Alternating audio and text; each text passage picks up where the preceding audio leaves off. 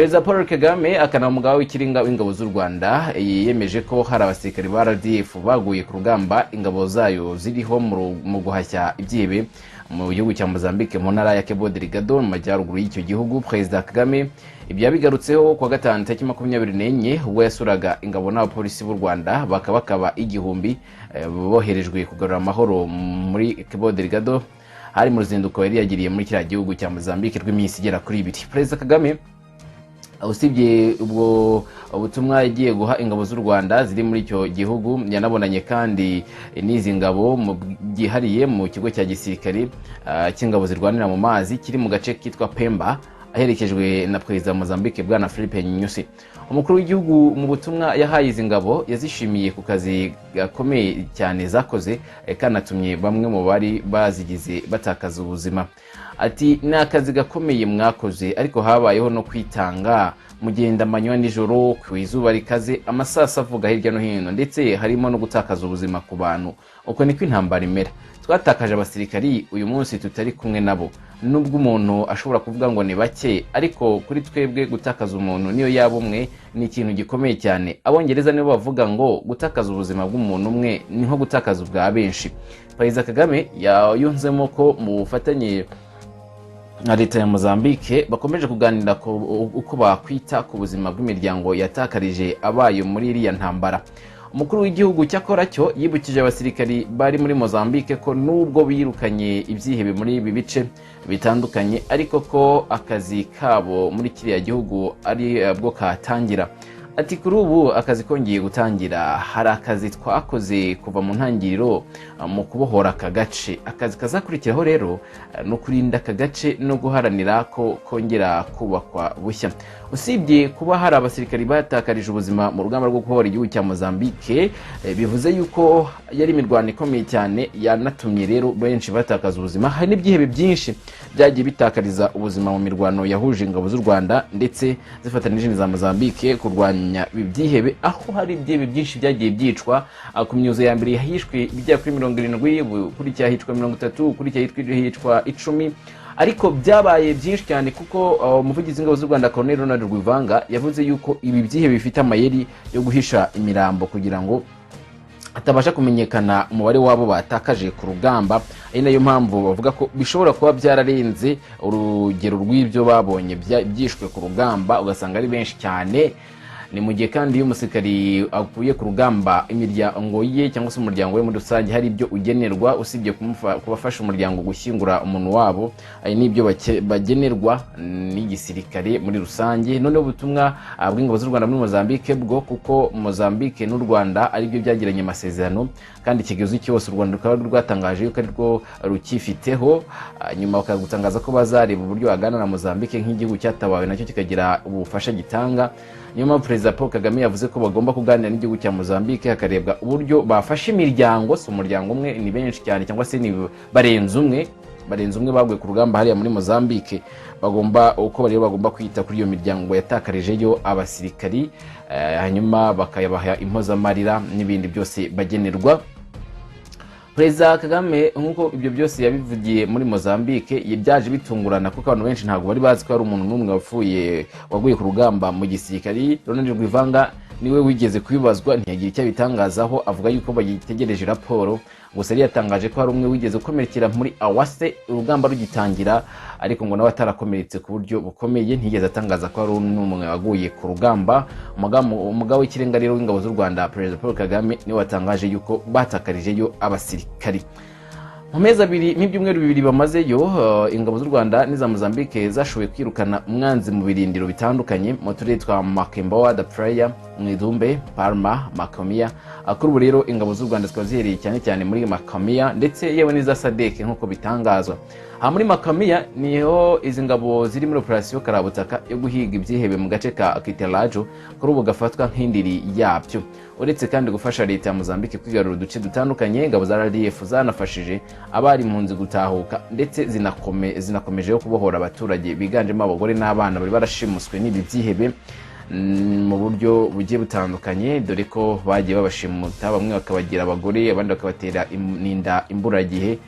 Aho rero niho hahirwa havugwa yuko hakenewe ubutabazi bwihuse ndetse hakenewe gukomeza gufatanya n'ingabo za Mozambique kugira ngo bakomeze guhangana n'ibi byihebe byo muri iyi ntara ya Cabo Delgado bisa nkaho bigenda bihindura amayeri bikemukira mu bindi bice aho bigera bikagira bitya bigasa nkaho bijye gutangiza rundi rugamba bundi bushya mu kandi gace katazwi. Kugeza magingo aya igihugu cya Mozambique kishimira umusaruro w'ibimaze kugerwaho kufatanye n'igihugu cy'u Rwanda, yewe n'igihugu cy'u Rwanda uko byavuzwe na Perezida Paul Kagame nacyo kishimira yuko hari ibyo bamaze kugeraho muri kiriya gihugu cya Mozambique. Ubwo rero nukomeza kugenda dukurikirana tukareba uko ibintu byifashe, tukareba uburyo izi ngabo z'u Rwanda n'iza Mozambique zizakomeza gukorana, yewe n'umusaruro w'ibyo bakora uko uraza kugenda utangazwa. Ukomeze kujya ubana na Rwanda Yacu TV uragenda umenya byinshi. Umunyarwanda Colonel Theoneste Bagosora wahamijwe ibyaha bya jenoside by'intambara n'ibyibasiye inyoko muntu n'urukiko mpuzamahanga mpanabyaha rwashyiriweho u Rwanda yaraye yitabye Imana azize uburwayi. Byemejwe nabo mu muryango we bari kumwe bamurwaje muri Mali aho yarangirizaga igihano urwo rukiko rwari rwaramukatiye. Mu mwaka wa 2008 urwo rukiko rwamukatiye gufungwa burundu, nyuma icyo gihano kiza kugabanywa mu bujurire mu 2011 gishyirwa ku myaka 35. Bagosora ufite imyaka 80 yavukiye mu cyahoze ari Perefegitura ya Gisenyi, ubu ni mu ntara y'Uburengerazuba bw'u Rwanda. Yize mu ishuri rikuru rya gisirikare ry'u Rwanda SM, yaje no kubera umuyobozi wungirije avuye kwiga andi masomo ya gisirikare mu Bufaransa. Yayoboye kandi ikigo cya gisirikare cya Kanombe mbere yo kuba umuyobozi w'imirimo muri Minisiteri y'Ingabo z'u Rwanda. Colonel Bagosora yafatwaga nk'umuntu wa hafi y'ubutegetsi bwa Perezida Habyarimana ku buryo bamwe bamufataga nk'umucurabwenge w'ibyemezo byafatirwaga mu rwego rwo hejuru. Urukiko mpanabyaha mpuzamahanga rwashyiriweho u Rwanda rwamuhamije kugira uruhare mu rupfu rw'abantu barimo Madamu Uwiringiyimana Agatha wari Minisitiri w'Intebe, Joseph Kavaruganda wari Perezida w'Urukiko rurinda ubusugire bw'itegeko nshinga, Faustin Rucogoza wari Minisitiri w'itangazamakuru, Frederic Nzamurambaho wari Minisitiri w'Ubuhinzi n'Ubworozi, Landward Ndasingwa wari Minisitiri w'Imibereho myiza y'abaturage, ndetse n'abasirikare 10 b'Ababiligi bari mu ngabo za ONU zari zaraje kubungabunga amahoro mu Rwanda. Uyu mwaka urwego rwashyiriweho kurangiza imirimo yasizwe n'urukiko mpuzamahanga rwagenewe u Rwanda rwanze ubusabe bwo kumurekura imyaka yakatiwe itararangira, rusobanura ko rushingiye ku buremere bw'ibyaha yahamijwe.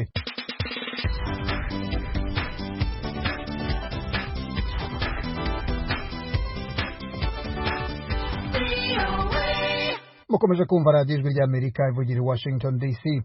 Perezida w'u Burundi Evariste Ndayishimiye aravuga ko ategura inama rukokoma azahurizamo abanyabwenge b'Abarundi cyane cyane aba mu mahanga mu rwego rwo guhuza ibitekerezo no guteza imbere igihugu cy'u Burundi.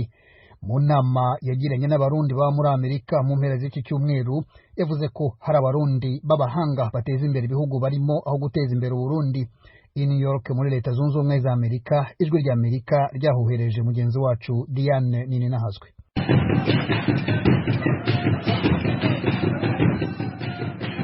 Umurisho w'ingoma, indirimbo zihayagiza akaranga k'u Burundi zirimo n'ihayagiza ico gihugu hymne national nivyo vyakiriye Abarundi mu rugo guserukira ico gihugu muri ONU. President Evariste Ndayishimiye mu ijambo ryiwe yishimiye intambwe zitandukanye yavuze ko Burundi bwateye. Tumwe mu turorero yatanze nabaje bava mu mareta atandukanye baje guhura nawe.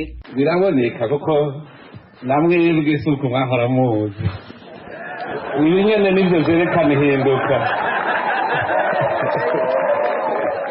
Ibi nyene ni ikimenyetso ubonye Abarundi mu maso ucumenya ko n'igihugu cabo ariko kimeze kiriko kirahinduka.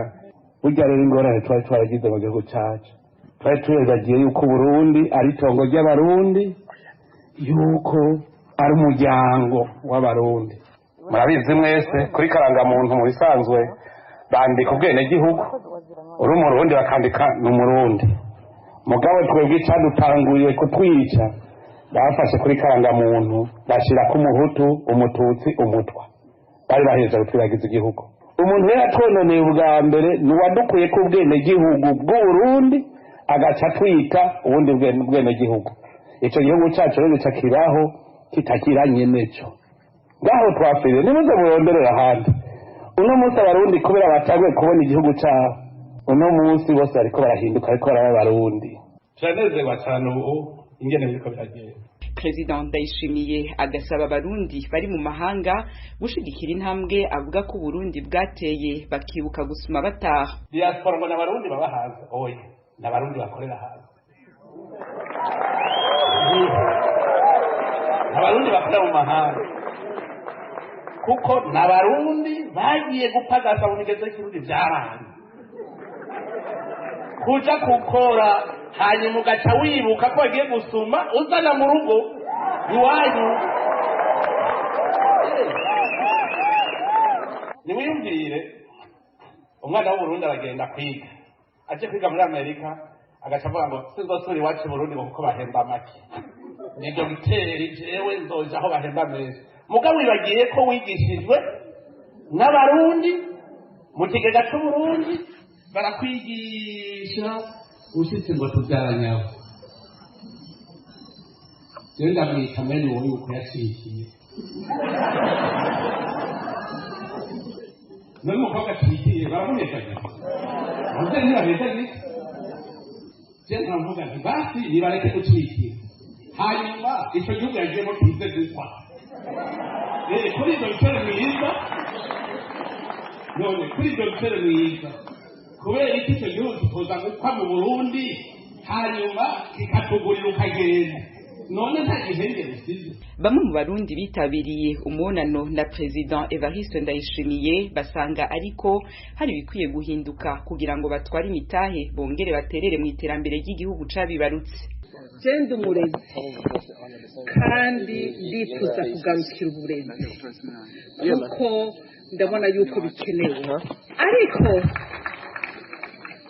ikintera amanga nuko baduha viza y'ukwezi kumwe, ariko mu kwezi kumwe hagiyemwo no kwiherera kubera bagutoye akantu k'akavirisi, akantu k'akabu. Wumva muri iyo minsi usigaje wokora iki? Nyakubahwa Perezida, ndakwituyeko ico kintu ca viza y'ukwezi kumwe kw'abantu bimvukira twitwa ko dutaha iwacu mugisubireko. Ikindi nashaka kuvuga ni iciterambere gihereye ku mabarabara. Narashatse gushika iwacu ngeze mu Bugarama ndahakubita amasaha 3 canke 4 nsubira inyuma. Rero turi mu bintu vy'iterambere, nta terambere ribaho ritafise ifatiro ry'amabarabara ducako y'imiduga idutwarayo. Nukuri nyakubahwa Perezida, ico kintu nitwacijukira cyane cyane ubushikiranganji bw'amabarabara mukabwijukira nka kujya mwijukira ubw'ubutungane, muzosanga duteye imbere. Imwe muri iyo myidogo umukuru w'igihugu c'u Burundi ayifitiye insiguro. Ico nkunda uno munsi nuko ibibazo by'abenegihugu ari ibibazo by'uburongozi, uko ubyifuza nabyo niko ndabyifuza. Mugabo bwabukene amahera ntaca yizana, ivyo babiza hariho aho mpere nkunda nkavuga nti none kubera iki mbega ego n'ivyo hari ibihugu bitemera double nationality, mugibe yemera kubera icyo utogera n'iyo passport aho urinda gusaba visa ni kubera icyo utasi waje. Ijwi rya Amerika nta mahirwe yo kubaza ibibazo no gufata amasanamu ku buryo busesuye ryaronse. Iyo rija guhabwa umwanya wo kubaza ibibazo byari kugaruka kuri bimwe mu bibazo bijanye n'umutekano mu Burundi, ivy'imigenderanire y'ico gihugu n'amakungu na cane ibihugu bibanyi, ikibazo ca virusi ya corona n'incanco zomugera zitaratangura gutangwa mu Burundi, ndetse n'ibibazo biri mu vy'ubutunzi n'ubutungane. Diane Ninahazwe muri leta ya New York kubw'Ijwi rya Amerika. Ukomeje kumva radio Ijwi rya Amerika vugira Washington DC. Ubu tugeze mu mwanya wahariwe ikiganiro ejo cy'urubyiruko rwo mu Rwanda.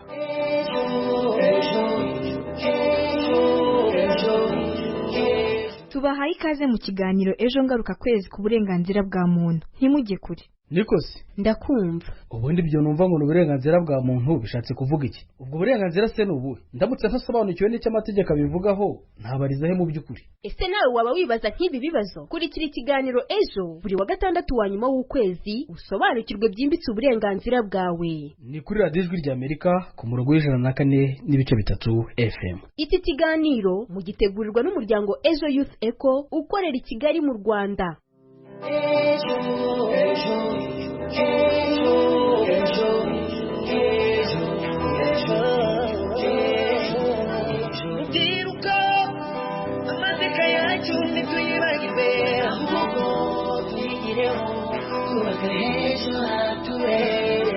Amahoro y'Imana bane namwe mudukurikiye muri aka kanya kuri radiyo Ijwi ry'Amerika ivugira ku 104.3 FM. Aho muherereye hose turabasuje kandi tubaye ikaze mu kiganiro ejo kuri uyu munsi. Iki kiganiro mugitegurirwa n'umuryango Ejo Youth Eco ukoresha itangazamakuru mu kwimakaza umuco w'amahoro mu Rwanda ndetse no mu karere k'ibiyaga bigari. Nge mugiye kubana muri iki kiganiro nitwa Anita Bill Mukunzi, ariko ntabwo ndi njyenyine nk'ibisanzwe, ndi kumwe na mugenzi wanjye Mugisha Kayitare. Mugisha, umeze neza? Meze neza, urakoze. Nshuti bakunzi b'ikiganiro ejo, uyu munsi turaganira ku burenganzira bwa muntu. By'umwihariko turibanda ku ihohoterwa rishingiye ku gitsina rikorerwa abantu bafite ubumuga bwo mu mutwe. Hari bamwe mu bafite ubumuga bwo mu mutwe bagiye bagaragaza ko bafashwe ku ngufu ariko bakabura ubutabera bitewe ahanini n'uko imiryango yabo idafite ubumenyi buhagije bwo kumenya uko amategeko yabarengera. Muri iki kiganiro turaza gusura umwe mu miryango ifite umwana wahuye n'iki kibazo, bityo turaza kumenya inkuru y'ibyamubayeho. Muri iki kiganiro kandi turaza kuganira n'umwe mu banyamategeko bakurikiranira hafi ibibazo nk'ibi kugira ngo adusangize uburyo ubutabera bugerwaho. Tubahaye ikaze mu kiganiro cya none, aho tugiye kuganira ku burenganzira bwa muntu, tukibanda ku ihohoterwa rishingiye ku gitsina by'umwihariko rikorerwa abantu bafite ubumuga bwo mu mutwe. Iki kiganiro gihagarariwe na Roger Nigena, Mugemizero Crispin ari ku buhanga bw'ibyuma. Tubahaye ikaze. Ibitekerezo byawe bihawe ikaze mu kiganiro cya none. Twandikire cyangwa uduhamagare kuri 07 28 02 82 32 cyangwa kuri 07 87 58 14 11. Iyi nimero wanayidusangaho kuri WhatsApp. Wanadusanga kandi ku zindi mbuga nkoranyambaga nka Facebook, Instagram, Twitter na YouTube. Wandika Ejo Youth Eco ahashakishirizwa maze ukadusangiza icyifuzo cyawe.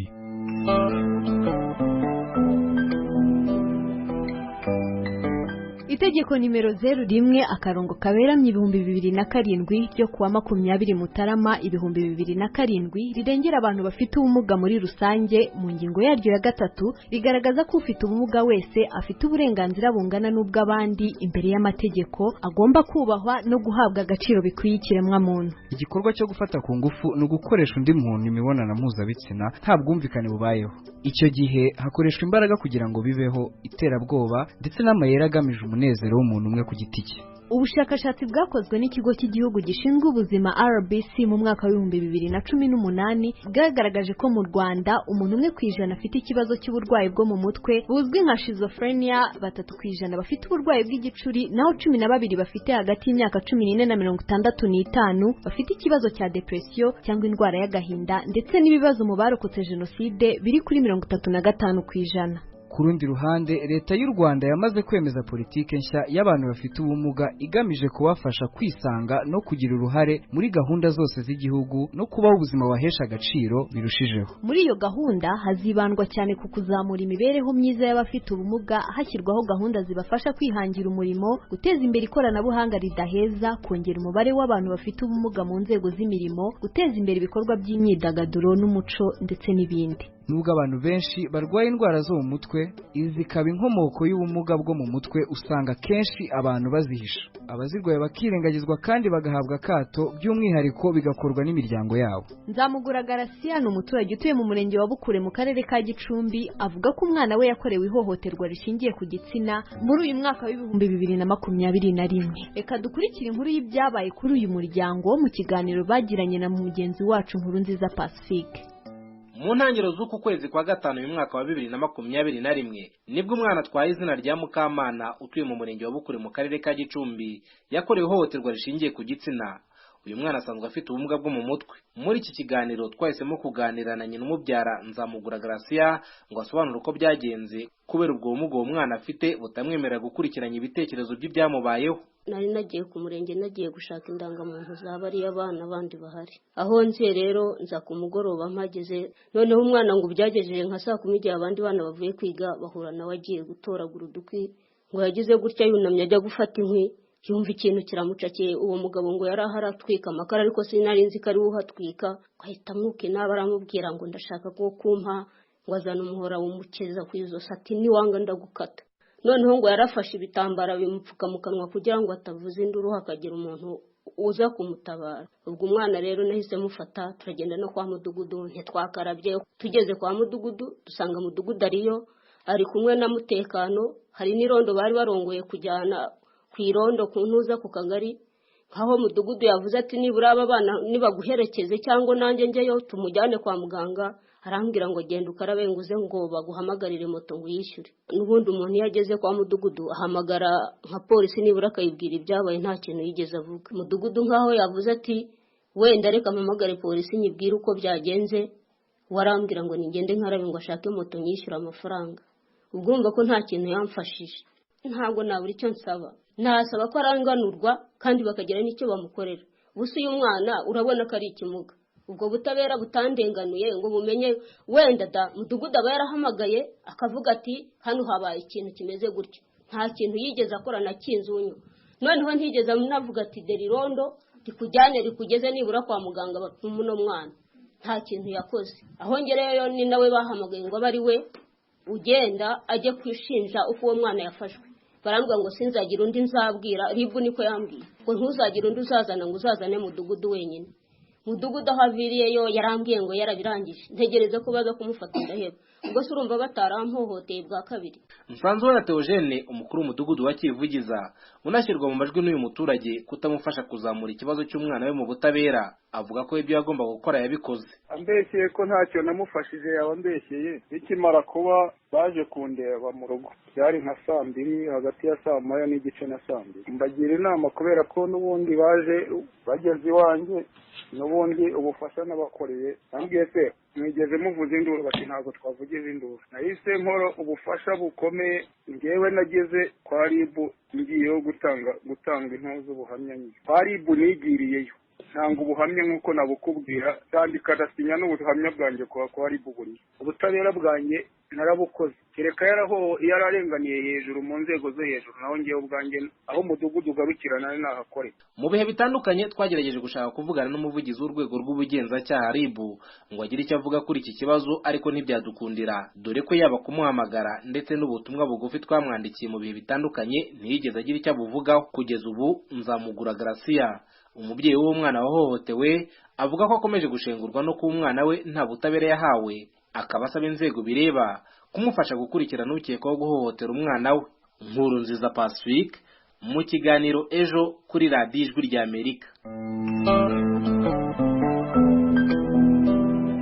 Arakoze mugenzi wacu Nkurunziza Pacifique ku kiganiro yagiranye n'umubyeyi w'uyu mwana bivugwa ko yahohotewe ndetse n'ubuyobozi bw'ibanze bwahatuye. Tubibutse ko icyari ikiganiro Ejo mukomeje gukurikira kuri radiyo Ijwi ry'Amerika muri aka kanya. Namwe mudukurikiye mushobora kugira uruhare muri iki kiganiro mudusangiza ibitekerezo byanyu kuri iyi ngingo. Ese mubona hakorwa iki kugira ngo ihohoterwa rishingiye ku gitsina by'umwihariko rikorerwa abafite ubumuga bwo mu mutwe rihagarare? Ese hari igitekerezo wifuza kudusangiza ku ngingo turi kuganiraho uyu munsi? Twandikire kuri 0728024232 cyangwa se kuri 0787581411. Iyi nimero wanayitwandikiraho kuri WhatsApp. Wanadusanga kandi ku zindi mbuga nkoranyambaga nka Facebook, Instagram, Twitter na YouTube. Wandikamo Ejo Youth Echo ahashakishirizwa maze ukadusangiza icyifuzo cyawe. Reka tubibutse ko icyari ikiganiro Ejo mukomeje gukurikira kuri radiyo Ijwi ry'Amerika. Uyu munsi turi kuganira ku burenganzira bwa muntu, tukibanda ku ihohoterwa rishingiye ku gitsina by'umwihariko rikorerwa abantu bafite ubumuga bwo mu mutwe. Reka dukomereze ikiganiro ku butumwa mumaze kudusangiza kuri iyi ngingo, bityo duhe umwanya mugenzi wacu Uwikeza Christella adusangiza ubwo butumwa. Turakomeza n'ikiganiro mu kanya gato. Bakunzi b'ikiganiro mudukurikiye, nanjye ndabasuhuje. Muri aka kanya ngiye kubagezaho ubutumwa mumaze kudusangiza ku nsanganyamatsiko twaganiriyeho none igaruka ku burenganzira bwa muntu.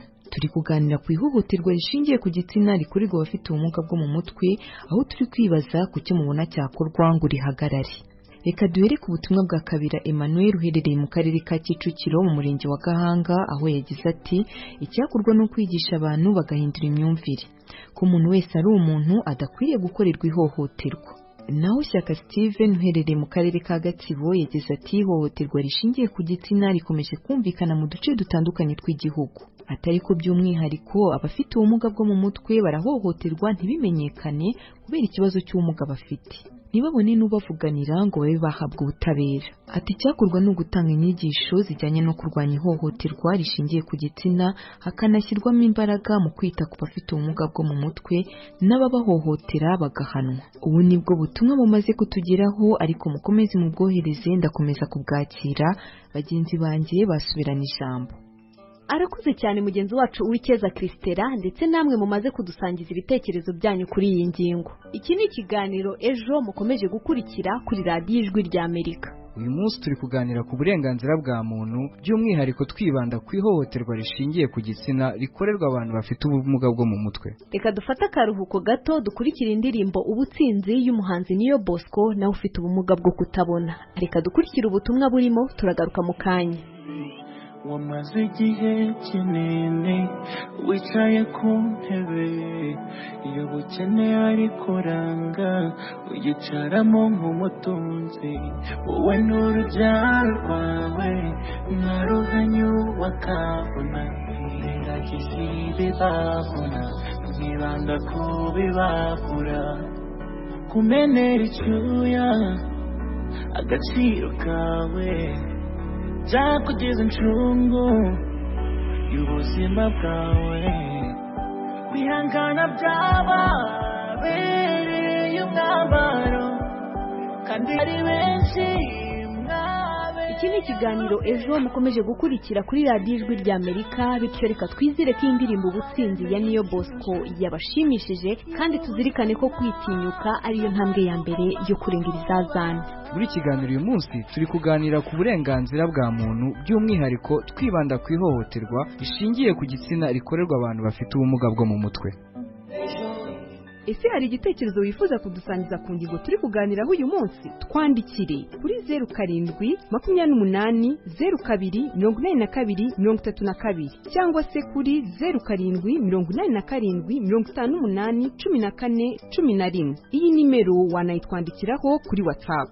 Wanadusanga kandi ku zindi mbuga nkoranyambaga nka Facebook, Instagram, Twitter na YouTube. Wandikamo Ejo Youth Echo ahashakishirizwa maze ukadusangiza icyifuzo cyawe.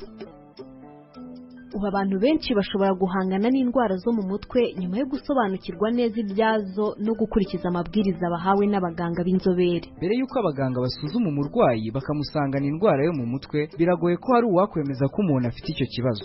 Abaganga bashobora gufasha umurwayi gusobanukirwa uburwayi afite ndetse no gukemura ibibazo ahura nabyo buri munsi, by'umwihariko kumushishikariza gufata imiti uko bikwiye kugeza igihe irangiriye. Mu kiganiro mugenzi wacu yagiranye n'umwe mu banyamategeko yamusangije ibibazo bahura nabyo, icyo babona kibitera ndetse n'icyakorwa kugira ngo abafite ubumuga bwo mu mutwe barusheho kubona ubutabera. Reka tumwumve.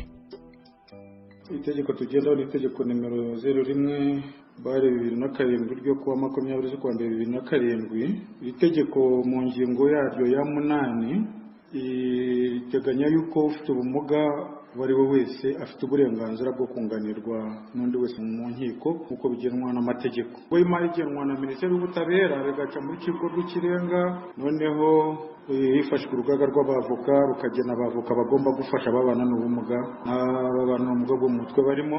Gusa ikibazo ababana n'ubumuga bwo mu mutwe bafite mu buryo bwihariye, bagira ikibazo cy'uko kugira ngo ubundi wegera ubutabera bisaba kubanza kuba n'ubundi wumva kubona ariko, kandi kugira ngo ubone umwunganizi mu mategeko ni uko bisabwa urugaga rw'abavoka, hanyuma kugira ngo nanone bisabwe nuko haba hateguwe umwanzuro niba ari ikirego, hanyuma urugaga rugahita mwavoka ugomba kugufasha.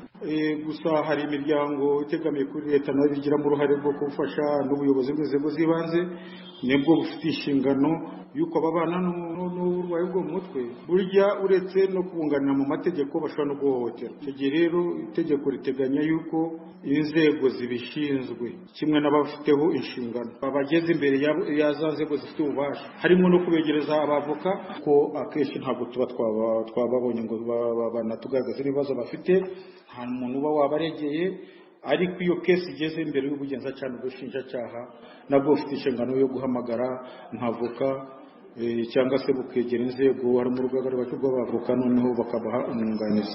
Ese kuba hari abahohoterwa ntibabone ubutabera mubona byaba biterwa n'iki? Amategeko arengera ababana n'ubumuga itegeko ni rimwe, ahubwo usanga barimo ibyiciro bitandukanye. Bano babana n'ubumuga bwo mu mutwe akenshi usanga naho agiye abenshi ntibaba banahazi, noneho yanahohoterwa ugasanga uwamuhutiye ni nawe akaba yamurengera akabikora. Ikibazo rero ngiye numva gihari gikomeye cyane nuko hagomba kubaka uburyo bwo kubarengera bwihariye. Ikindi kibazo duhura nacyo harimo uwo nigeze guhabwa n'urugaga kugira ngo umufashe, ntabwo yemera ko ugomba kumufasha yabikorerwa. Rero wamwereka ko kuvuga mbere y'ubwabyo bishobora no kwica dosiye ye, ntimwumvikane. Cya kabiri ukamwereka indishyi uko zibarwa, uwo akakwereka ko atabishaka, ati mvira no mu rubanza mukanagirana n'ibibazo. Hari igihe bisaba ko n'ubundi bagomba kugenda bakamupimisha, ariko kenshi ugasanga n'imyumvire dufite muri sosiyete icyo cyemezo kitacamo. Kubakwa system yatuma niba umuntu ubana n'ubumuga yahuye n'ikibazo, hakaba hariho nka nimero ya telefone abantu bahamagara bati ku rwego rw'akarere yafashwa n'akanaka, RIB ikabimenyeshwa, noneho bagahita bakurikirana wa muntu. Iki ni ikiganiro ejo mukomeje gukurikira kuri radiyo Ijwi rya Amerika. Uyu munsi turi kuganira ku burenganzira bwa muntu, by'umwihariko twibanda ku ihohoterwa rishingiye ku gitsina rikorerwa abantu bafite ubumuga bwo mu mutwe. Namwe mudukurikiye mushobora kugira uruhare muri kiganiro mudusangiza ibitekerezo byanyu kuri iyi ngingo. Ese mubona hakorwa iki kugira ngo ihohoterwa rishingiye ku gitsina by'umwihariko rikorerwa abafite ubumuga bwo mu mutwe rihagarare? Ese hari igitekerezo wifuza kudusangiza ku ngingo turi kuganiraho uyu munsi? Twandikire kuri 0788 Reka twongere duhe ikaze mugenzi wacu Christela Uwikeza atugezeho ubutumwa mwadusangije ku kiganiro cyatambutse ubushize. Tugeze muri ka kanya twahari kubagezaho ubutumwa mwadusangije ku nsanganyamatsiko twaganiriyeho mu kwezi gushize yagarukaga ku burenganzira bwo guhabwa ingurane ikwiye, aho twibazaga tutese mubona ari izihe ngaruka zigera ku baturage mu gihe batinze guhabwa ingurane. Bibutsa ko mu kiganiro twaganiriye n'umunyamategeko agaragaza ishyirwa mu bikorwa ry'itegeko rigena ingurane ikwiye mu Rwanda, ndetse twanumvishe n'ibitekerezo bitandukanye by'abaturage basobanura ikibazo bafite ku bijyanye n'ingurane ikwiye n'ingaruka byabagizeho n'icyo basaba. Twihuse, Ndindiyayo Jean Claude uherereye mu karere ka Nyagatare yagize ati nk'abaturage batuye mu tugari twa Nkurutaraka ndetse na Mirama twangirijwe imyaka n'ikigo gishinzwe ingufu z'amashanyarazi REG, ariko nta ngurane twahawe hashize imyaka 3. Muragije Imana uherereye mu karere ka Gicumbi yagize ati ntibikwiye ko abantu bavutswe uburenganzira ku mitungo, amategeko agenga ingurane akwiriye kubahirizwa. Naho John Murengezi uherereye mu karere ka Bugesera yagize ati icyakorwa ngo uburenganzira bw'abaturage bunozwe ni ukubona ingurane nk'uko amategeko abigena, mu gihe atubahirijwe bagahabwa indishyi, bityo ibikorwa byo gutanga ingurane ntibizemo akarengane.